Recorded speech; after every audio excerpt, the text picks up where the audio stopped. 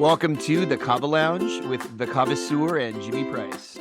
Knead up your kava, pour it in the Tanoa, and sit down and enjoy another session of the Kava Lounge. Welcome to the show, everyone. Welcome back. Tonight's topic is going to be a paper by Dr. James W. Turner, and it's called Listening to the Ancestors, Kava and Lapita People. This paper Doug and I read over the past few days, and I think probably Doug has more to say about this than I do because it's not really my expertise on the anthropology side. I think we were talking about in the first episode, but I selected this paper because it seemed interesting. It talked a lot about Kava, and of course that makes everything interesting for me. So there's some very interesting topics that I felt like that were unique and some that I'd never heard before in other papers or anywhere else. I think this paper was quite interesting. I did highlight quite a bit of stuff here, but what I noticed with most of it was already backed up by something else. So what I really have to do is go back through here and read all the sources that influenced this paper to understand what the real deal is, because I think this is just glossing over some really deep information that we don't typically get to see. But yeah, the author kind of describes the way Kava moves about the South Pacific and where its origin was and the likelihoods of its origin being in single place, or whether it was found, or whether it was all these other different possible scenarios where Kava was introduced to the people.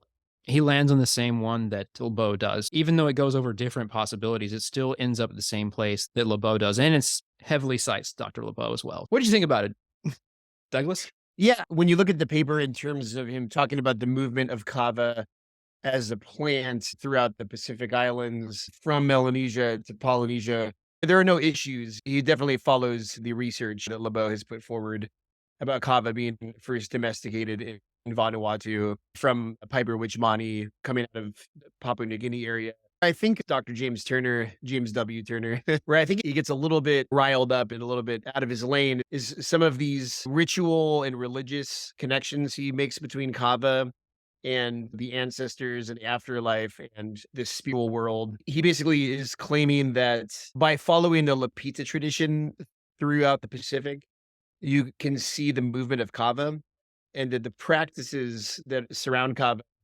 are mostly ritual and religious. Dr. Turner talks about kava being a medium for communication with ancestors as sources of power.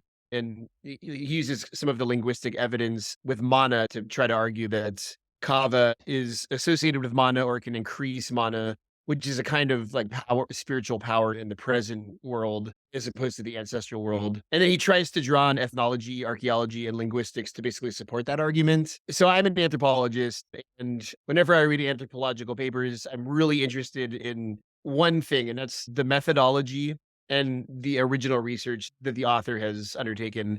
And from what I could tell by reading this paper, all 23 pages of it is only participatory observation. So that participatory observation being his field of research is basically like when he's talking about his experience, I think in Fiji drinking kava, and he talks about how it was like a light kava, and the more he drank, the more difficult it became for him to walk. But everything else seems to be desk research. So basically him reading other ethnographies, other manuscripts, and citing them, which is fine and great. And I have no problem with that. You can look at other people's work and try to tie it together and draw conclusions. But I think some of his conclusions are a little bit outlandish. Maybe we can get into some of that. But the paper starts off with him talking about how traditions are passed down and the transmission of culture in non-literate societies, societies that don't have written systems. It's myths and local history and spells and things like that that get passed down through oral tradition. And he talks about how those things can be broken up or destroyed through things like natural disasters, colonialism, forces like that, and how that knowledge can be lost. And then he basically makes the argument his agenda and the agenda of other anthropologists and archaeologists has been to try to reconstruct the cultural history of these people. And then within that cultural history, the use of kava and other psychoactive substances, barks, leaves, pollen, seeds, ginger, betel nut. That part of the article is pretty straightforward and is very kind of basic anthropology background. The whole idea of psychoactive substances being used as a medium for communication with the spirit world is nothing new. I think we all know that Native Americans, for example, use peyote and other substances to do spirit quests and to try to communicate with the ancestors. Where I think he gets a little bit carried away is I don't think that kava is really strong enough to really claim that type of role in a society. I think kava is used more for ceremonial ritual purposes as a libation or as a way of people getting together to drink it. Some of his claims to me seem a little bit like what's the word I'm looking for? Inconsistent with my own experience of kava. Never picture myself sitting down and drinking a lot of kava, even if it's 3 gallons of kava, and communicating with the ancestors or having some Right. kind of spiritual experience. It's just not strong enough. Like it doesn't have that mescaline peyote psilocybin of effect. But I can see how kava and a group of people sitting around talking in a ritual way, and even in religious or contexts, could be functional, but just not the way that he's talking about it. I don't know. Did you have any thoughts about that when you read this? I underline a few things in here. And it says, in non literate traditions, this entropy is often countered by openness to new knowledge through dreams, inspiration, divination, shamanic trance, or spirit possession. So it's interesting. That makes sense as that if when you're losing that ancestral knowledge, that the only way to gain something back, you literally cannot, is to make it up. And these divinations and things would be an interesting way of coming up with new power. But yeah, that whole thing was interesting to me. Of course, I'm not an anthropologist, so it doesn't run through my head when I read these papers. All I'm looking for is like, how did they use kava? Like, how much did they use? What utensils were they using? And all that stuff. In my mind, he did an all right job for doing a review. More like he just tied a bunch of things Yeah. together and made a review, an anthropological review of quite a number of different papers. A number of good authors. I see Lindstrom in here. I see Titcomb. I see LeBeau in there a lot. So yeah, I thought it was an okay paper. It's not a book, but yeah, found that the implications towards religious ceremonies was interesting. Yeah. So for me, when I read one of these papers, and I read thousands of these when I was in graduate school, what I'm looking for is a compelling thesis statement. I was reading this paper, I was like, okay, what exactly is he trying to say? He's trying to connect the movement of Kava with this Lapita culture, which is in an archaeological Lapita ethnic group, an archaeological period that is defined by ceramics. And archaeologists have traced the spread or the kind of the travel or diffusion of Lapita peoples out of Southeast Asia into Melanesia, and then I think eventually into Polynesia by looking at these ceramic fragments. When you look at an archaeological site in the South Pacific, there's something called Lapita pottery, and wherever you see that pottery, that you're like, okay, this is where the Lapita people live. So he's connecting that archaeological record with the spread of kava. Okay, fine, that's an argument that can be made. It's an argument that can also be like argued against. There's evidence that's not how kava is spread around. So one important thing while we're on that subject, he talks about the Solomon Islands quite a bit, the Central Solomon Islands, and how the Lapita tradition is not present in the Central Solomon Islands, and how he believes that as a result, kava drinking peoples likely didn't live there, and that it was like leapfrogged. I think he actually uses the word leapfrogged. That they went around the Central Solomon Islands and went up into Vanuatu. I think actually an archaeologist could argue that if there's no Lapita pottery in the Central Solomon Islands, it could be that there was another group of people living there didn't use pottery, that used basketry, for example, and their archaeological record is just not as robust because it's ceramics longer and can stay in the ground without rotting and decaying over time. So I just think that following the archaeological spread of ceramics through the Lapita culture, that's not the most robust academic argument for trying to look at the way kava spread throughout the Pacific. He did make some notes towards qualities of kava, and I did note those in terms Yeah. of chemotypes. Does talk about chemotypes high in the kava lactones DHM producing nausea and are rarely consumed for that reason. Other chemotypes, he's talking about 2 days. Even talks about the cultivation of wild kavas and makes some pretty interesting assertions about that. And they make pretty good sense in terms of the logic behind it. He talks about how the wild version of kava, which is Piper witchmanii, had to have been cultivated and consumed, or else those mutations and those changes towards Piper methysticum would never have been realized and appreciated. It makes sense. Like they were drinking wild kava prior to kava. And I've never heard anyone put it that way, but yeah, I just thought that was interesting. Yeah, I feel like I've heard that argument before, but it would make sense that people were because I think even Piper Witchmani, I think it's difficult to cultivate. It doesn't naturally sexually reproduce very easily, from what I understand. It does in PNG, but it does not in Vanuatu, which is weird. Yeah. So that section, Kava's effects, so it's like the second section of the paper. What a weird section, because one of the things that really jumped out to me, I'll quote him here.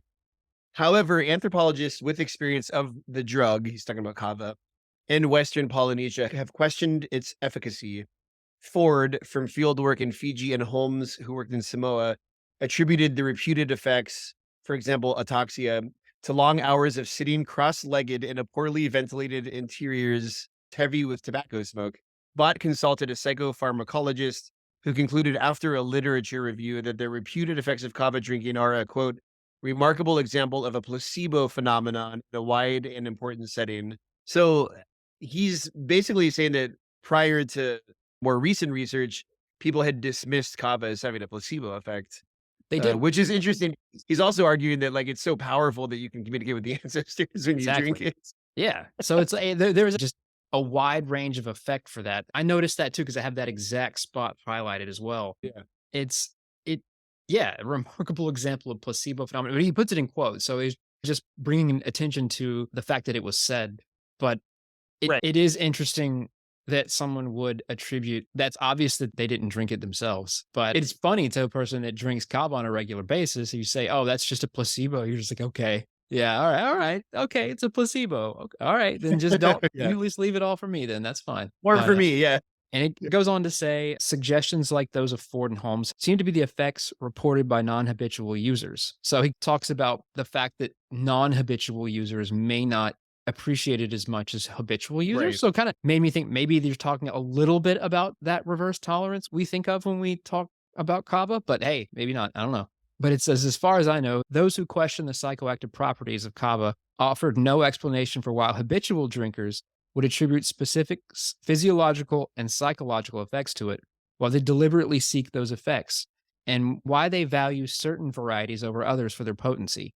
And he says, I argue that the psychoactive properties of kava were central to the drug's diffusion, and that those effects were central to a complex of beliefs and practices that diffused with it. That's a pretty strong argument there. He says that the psychoactive effects of kava were the central key player in its reverence and its use and everything. So I think that's an interesting point. So in anthropology, there is a kind of theory or method of thinking or type of thinking that's called functionalism. And functionalism is a way of trying to explain the spread of something by its function. So that's what he's doing here is he's making a functionalist argument where he's saying that the psychoactive properties of kava explain why it diffused, why it spread around the Pacific.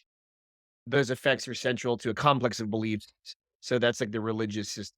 So I agree with him that people moved kava from island to island until they got to Hawaii, basically, because it has a psychoactive effect. I just don't believe that they necessarily used it only for religious purposes. I think that it had also a use where it was like more of a casual thing. It wasn't always this kind of, it's time to get with the ancestors. Let's drink our kava. Like, Yeah. I think it was more like people would sit around probably on a daily basis and drink their kava. It was the men mostly who were doing it.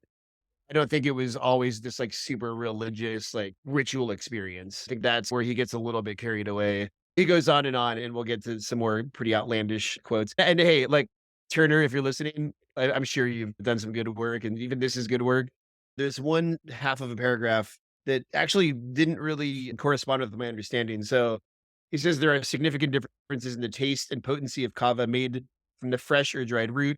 Despite straining, the drink prepared from the dried root contains minute particles suspended in it. And then he says, kava prepared from the fresh root is thinner, has a cleaner taste, and was preferred by my Fijian informants. So I've always understood that Fijians mostly Powder. drink Dry. powdered root, yeah, not Yeah. fresh root. So that seems to be like not consistent with other studies I've seen. Yeah. That's not consistent with anything that I've seen. But and this paper was written in 2012. So it's Yep, not, this isn't exactly an old paper. So I don't yep, know. I don't know. yep. You need to I get Turner on. You need to get Turner on the podcast. yeah, I don't know. But though I did find the quote I was looking for. It says, "Along the south coast of New Guinea, a drink is made with the saliva of chewing and juice squeezed from the masticated mass without additional water."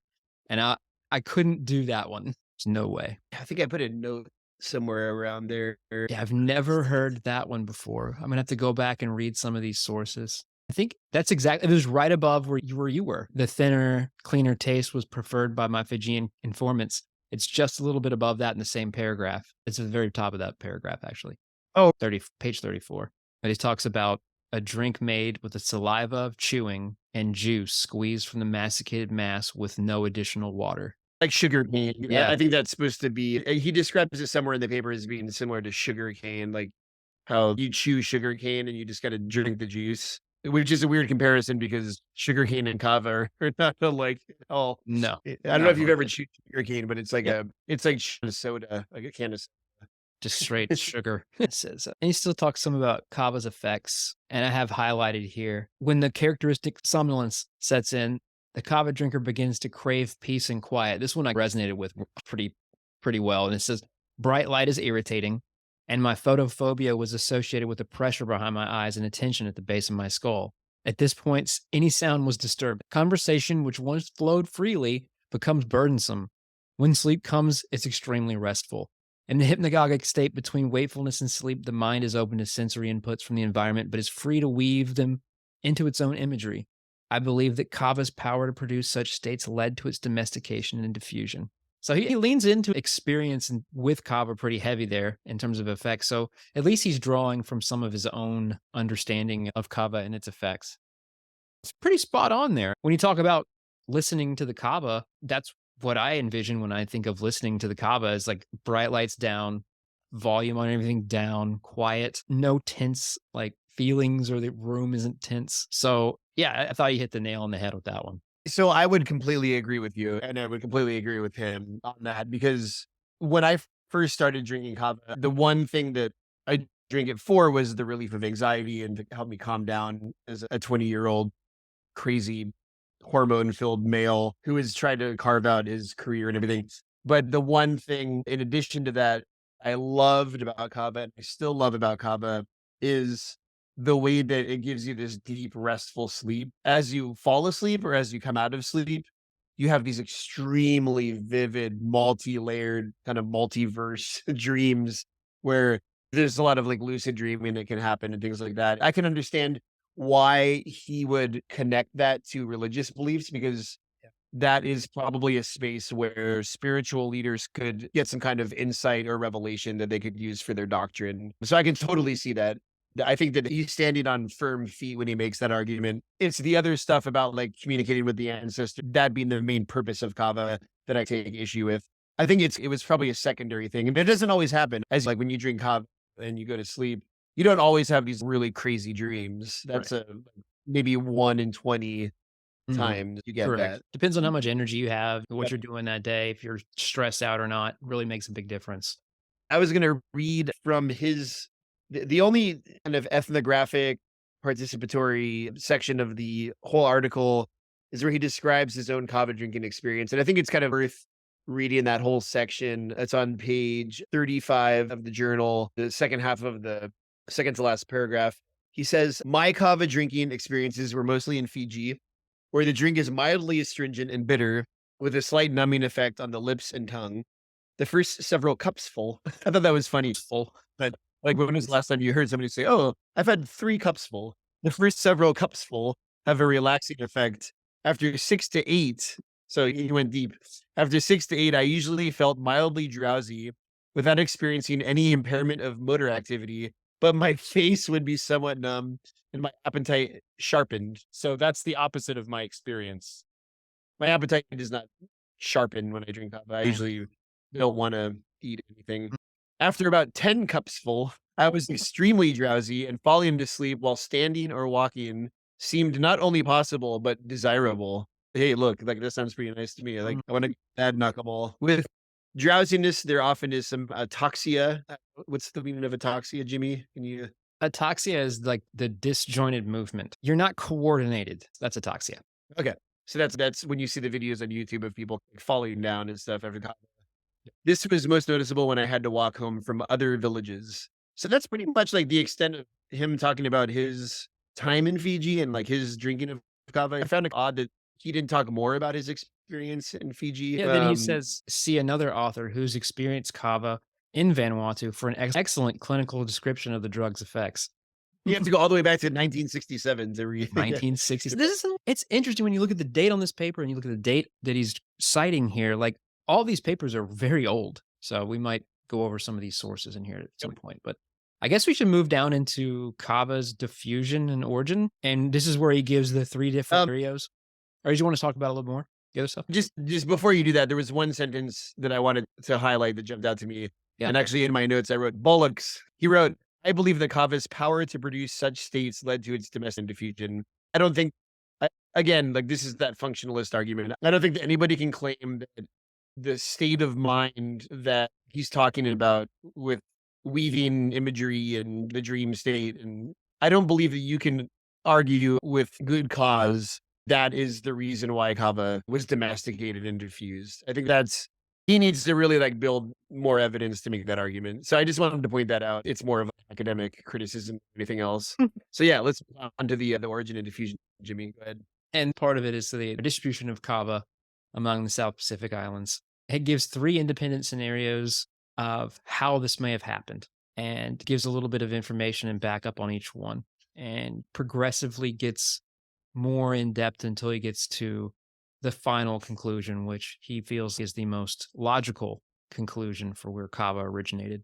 The first section, he talks about an independent discovery. This means that an independent discovery, such as in central Micronesia, could not have been an in situ independent discovery. So they're saying, like, basically, he's like, no, that's just not going to be possible. Other factors that rule out independent discovery include elements of belief and practice shared by all the kava drinking societies, which is discussed later. He goes on to talk about the Lapita settlers and how because that pottery is not found in the Central Solomon Islands, he doesn't really explain or justify his argument that there was an absence of kava use. I don't know how you would know that kava wasn't used. It could be that it was used, but then people stopped growing it. Like it's a plant. Plants don't really preserve that logically. I guess you would look for the tools to where you would pound the roots and stuff like that, but it could like just earlier he was talking about how like you can chew and drink the saliva from kava. So how do we know that they didn't just consume it that way? He goes over how kava most likely spread out about 3,000 years ago. And everybody talks about where do we get this 3,000 year number? And it comes from Dr. LeBeau. And he quotes it here heavily. It does talk about the movement of kava from Papua New Guinea to is it Vanuatu? I think he actually goes from Vanuatu to Papua New Guinea, the Northern Islands. Yeah. So it does start while the wild progenitor, Piper mitchellmanii, is a native plant for that area. Kava didn't originate PNG. Actually, kava, as in Piper methisticum, came from the northern islands of Vanuatu. That's true. That's what LeBeau's research has demonstrated is that the origin of Piper methisticum is in northern Vanuatu. And the diversity of cultivars in Vanuatu is the evidence, it being the fertile crescent, if you will, of the cultivation, domestication of coffee. Here it says, LeBeau pointed out that the characteristics of Piper methysticum found in New Guinea today were exported from Vanuatu early in the domestication process with little subsequent selection, which would explain Isa, how it got exported early. It was not a fully developed kava when it went back over, and it was not subsequently developed and cultivated to the point where it was really full Piper methysticum. So it's the closest you can get to wild kava. It doesn't fall even into the 2-day category. When they do the zymotypes and the categorizing of the kavas by their specific chemotypes, Isa and Evie come up to just, they're out in left field. Like they're nowhere. All the other kavas are clustered together, and then you have Isa. And then you have wild, you just have Isa. Yeah, and then he jumps back into this argument about the Lapita and how it is unclear why the Lapita settlers of the Reef and Santa Cruz Islands would have avoided the islands of the Central Solomons. So he gets back into this leapfrogging hypothesis, which again, like all I read into that is that archaeologists and anthropologists don't know why. They don't know why a Lapita culture leapfrogged the Central Solomon Islands. It's okay, this pottery tradition can't be found in the Solomon Islands. The Lapita people didn't go there and colonize those islands. Okay, so what? Like that doesn't say anything about whether people used or didn't use kava. True. That it doesn't there's no causation, there's no causal argument that you can make, there's no logical argument that you can make that the people did or didn't drink kava just based on the fact that you can't find those ceramics there.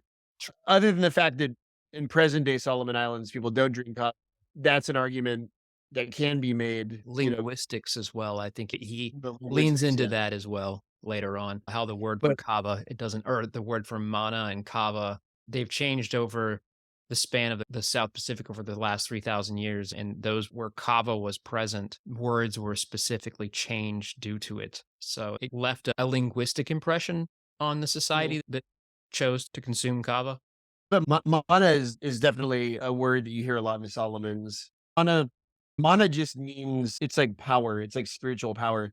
When something has mana, it has spiritual power. And I guess kava is one of those things, kava drinking cultures that has spiritual power. And I think that evidence is in the kava ceremonies. When you have a kava ceremony in Vanuatu or Fiji or Hawaii, it's very ritualistic. You sit in like that formation with different people with different levels of power and social prestige at different strategic parts in the circle. So obviously that's important, ritualistic, and the person who has the most mana, the most power, probably is strongly connected to how the kava is distributed in that ceremony. And I think this brings us up to the third scenario for kava spread. He talks about by being by indirect links. The third scenario has kava and its ritual use spread from an original center of discovery to where its use is documented. At issue in this scenario is the claim that it also spread to intervening areas where kava cultivation and use were abandoned. Brunton's thesis is based on the assertion that most Melanesian societies are characterized by decentralized political systems in which any achieved hierarchy is subject to challenge and in which religious belief and practice are subject to large degrees of individual variation and high rate of obsolescence. This can be seen on the island of Tana in southern Vanuatu, where the integrity and accessibility of sources of ritual power were never assured, and where the divisiveness and distrust produced by ineffective institutions of leadership and social coordination led to a spiral of entropy to which many Tanis responded by rejecting their current cultural package in favor for another. And I think they may have talked about that in the Pollock paper a little bit about the kind of resurgence Yep. of Kava and rejection of missionary values. And it says, I have this one highlighted. In the post contact period, Kava drinking there has been abandoned and reinstituted more than once by some Chinese communities. And I find that very interesting. And it prompted another question for me. And it relates probably to a lot of the people that are listening to this, but is we hear a lot on our platforms through people new to Kava asking about it. Is Kava addictive? And we have all sorts of different answers. And the real answer is no. Clinically, kava is not addictive. It does not have a mechanism which causes withdrawal and tolerance. Therefore, it doesn't cause a physical addiction. Anything can be psychologically addictive. I used the example the other day of my strange addiction where the person could not stop eating toilet paper. But if an entire society can just drop their kava consumption and then pick it back up and then just drop it again, like that, I think that speaks to a fundamental quality of the drink itself, and that it's not something that's addictive that makes a compulsion of use or that causes you to forego other things in favor of it. I believe that's built into these losses and resurgences of kava consumption and cultivation.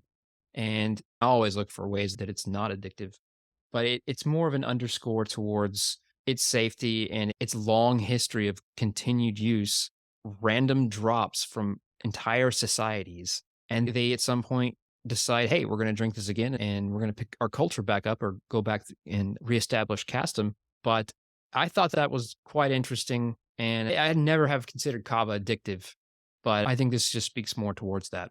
Yeah, I think that's a whole, like, subject that hopefully we can find a paper in a future podcast that kind of delves into that. I don't know if there are any, but it would be interesting to talk about that more because I have some thoughts about it as somebody who's been addicted to alcohol at various points in my life. I know what addiction feels like, and Kava is not like that at all. First of all, it doesn't do any of the nasty that addiction does.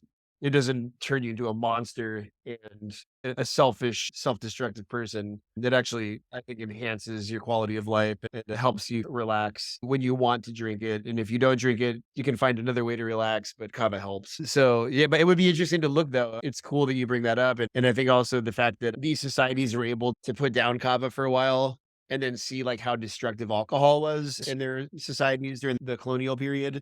And then in the post independence period, be like, actually, let's swap out that Go back. liquor for that kava stuff that was, like, with us for thousands of years before these missionaries came here. I think that's a testimony to not only the fact that it's not addictive, but also to the fact that it's conducive to a much more peaceful, amicable society. Yeah. Absolutely. Yeah. Every time we see that alcohol was introduced to a society, we see things kind of degrade. Kava was a great glue and a great space creator. And it was a great loss for those cultures that were told that it was heathenistic and that it was dirty and that it was against God and all this stuff. And it's just, Imagine. it sounds crazy, but there's entire societies that lost their entire culture for drinking kava because we just politically removed it. I was just gonna say, we have this very ethnocentric, America Eurocentric way of looking at the world, where alcohol is a normal thing, right? Yeah. So people who are listening to this podcast are probably in the United States or like a Western country, Western European country. And we grew up with alcohol. It's like part of our, you go outside, you walk by the pub, you see the billboard with the beer, you're flipping through a magazine, you got the mug of beer.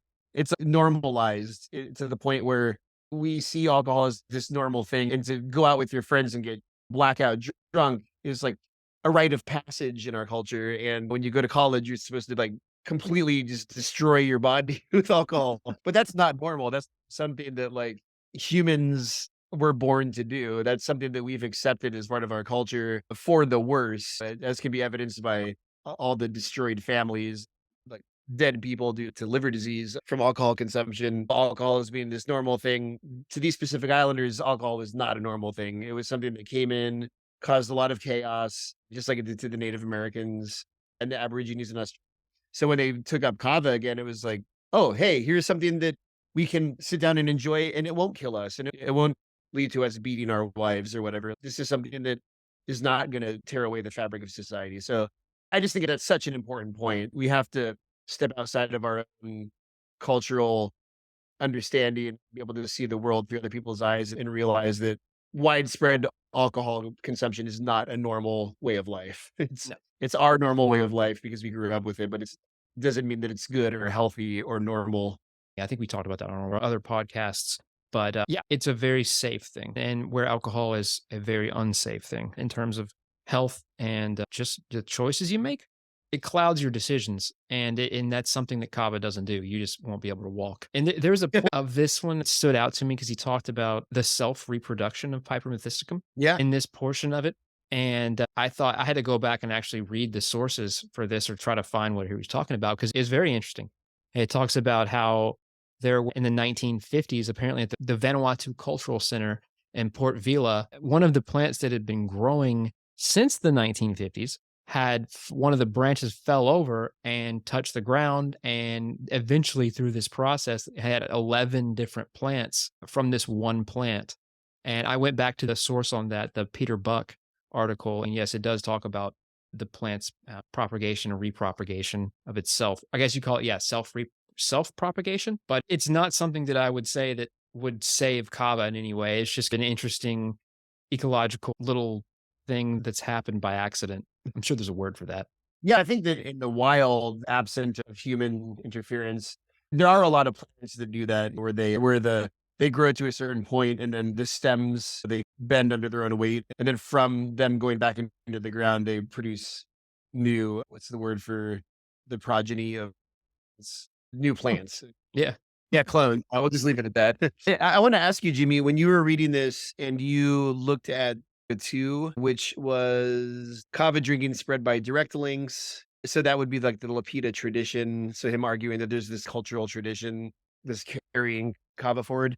And then when you read scenario 3, kava spread by indirect links. So he's talking about trading and contact with other cultures. Did you really see like a big difference between those two things? Because for me, like both of those things could have happened. I don't see why both of those scenarios can't be true at the same time. They could be. It talks about the Lapita people bringing them, and that's a pretty widely accepted way of viewing that. So it's not in indirect links. It seems like that's also very plausible. Yeah, and I think it probably happened both at the same time during all this. There's no way we could narrow it down to one thing, I believe, because it would just be everything was happening concurrently. All of these different kavas and different gardens were being cultivated at the same time. Yeah, I think that's they are quite similar and they would run concurrently, I believe. And we could Yeah. say that these were happening at the same time. Yeah, it's just redundant. I thought that in that section there was a part where he talked about the significance of the method of preparation and the consumption of kava is that it differs from the use of all or almost all other psychoactive substances traditionally used in the Pacific. And then he goes on to mention this guy Thomas. I'm assuming it's a guy, it could be a woman. That's somebody's last name. Thomas 2003 lists the various flowers, pollens, leaves, nuts, seeds, fruits, aroids, gingers, and club mosses that are used by New Guinea peoples for their psychotropic effects. And then he But says, but no plant other than kava is that's first macerated and infused in cold water. This distinctive method of preparation alone is sufficient to suggest a single region of origin. I thought that was like a really ludicrous argument it's because pretty that's a like I would hope that there was more behind that he just didn't put in this paper. But yeah, that was a really big claim. The distinctive method of preparation alone is sufficient to suggest a single region of origin. No other plant other than kava is first macerated and then infused in cold water.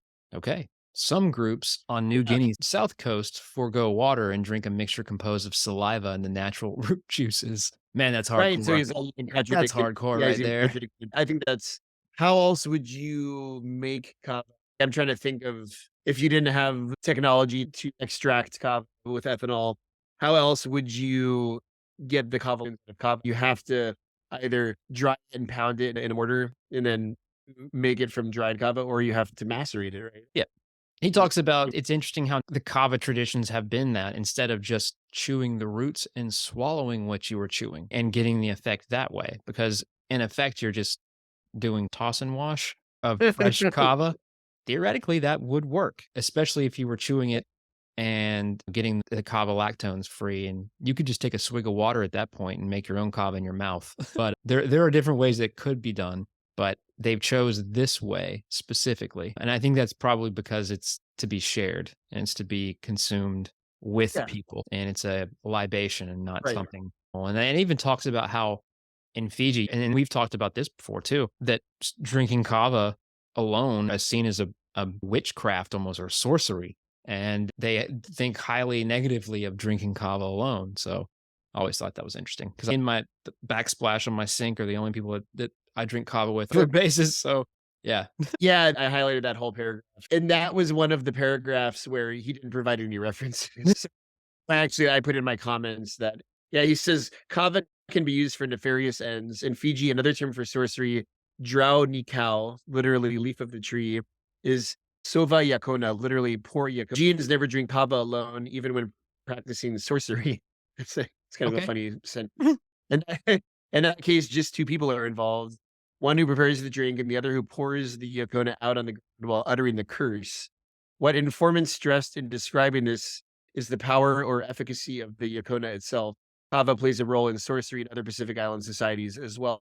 Okay, so like he makes this statement when he says informants, he's referring to his own research, but he makes this statement, but he doesn't really explain is this like how kava is normally used? Like how often is kava used for this purpose? Or is kava used, is the presence of kava in this ritual like the soul of the ritual, or is it just people are drinking kava while they're performing these rituals? Like I just feel like I needed more context to be able to like understand what he was trying to get at.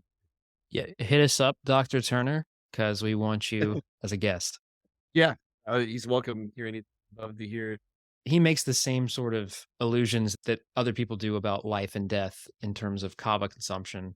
And Yeah, it's paradoxical because it's seen in association with death and sacrifice and poison, disease in some cases with leprosy. But it's also widely believed to be life enhancing as well, not just the other. So it's an interesting role that it has. It's almost like it demands respect, but it's almost like you're going to respect this chamomile tea. To the person that's looking at it from that perspective, kava is not that thing that's going to make you go rob a gas station. It just isn't.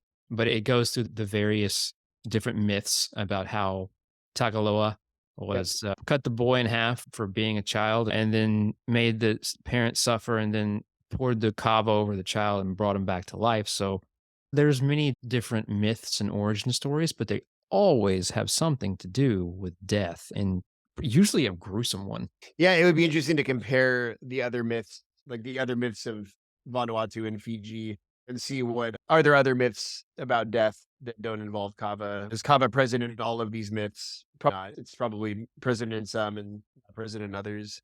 One kind of editorial comment I have, and I don't mean to be like bashing on Turner here, but he spends 2 pages talking about prohibitions and restriction women and young people and how they're not supposed to drink kava traditionally. But then he goes on to say, rather than focus on those for whom kava was prohibited, material rationales for those prohibitions, we need to focus our attention on those for whom kava drinking was permitted. Okay, then why did you just spend 2 pages talking about the people that can't drink kava? Like He's you're just totally. giving you, he was just backing himself up, man. Come on. And then he talks about within those 2 pages, this is on page 44, in pre-Christian Fiji, only senior men drink kava. Younger men's involvement was restricted to preparing it and serving it, a role played by a young woman in Western Polynesia. In general, the more restricted kava was in terms of the categories of persons permitted to use it, or in terms of the contexts in which it was used, the more vulnerable it would be to abandonment. Again, like the restrictions based on gender, the restrictions against use by younger men and adolescents stands in contrast to beetle chewing. Okay, so one thing I want to discuss about this is we just read an article, I think 2 podcasts ago, where we were talking about the colonial period and how young men during the colonial period lost their interest in kava. And these references Thompson 1908, Brewster 1922.